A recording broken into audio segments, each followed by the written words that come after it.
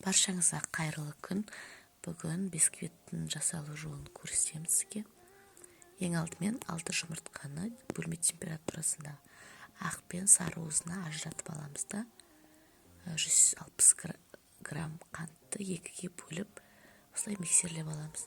Яғни 80 граммын ақ уызбен араластырамыз, 80 граммын сары уызбен араластырып, осындай екі үлкен көлем үлкейгенше жұмыртқаларды миксерлейміз.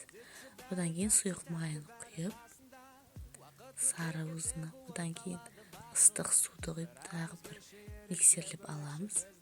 Ал енді ақ уыз бен сары уызды бірге біріктіреміз. Міндетті түрде силикон таяқшасымен біріктіріңіздер. Және де осылай астан үстіге қарай массамызды басып алмай, объемын яғни осылай араластырамыз.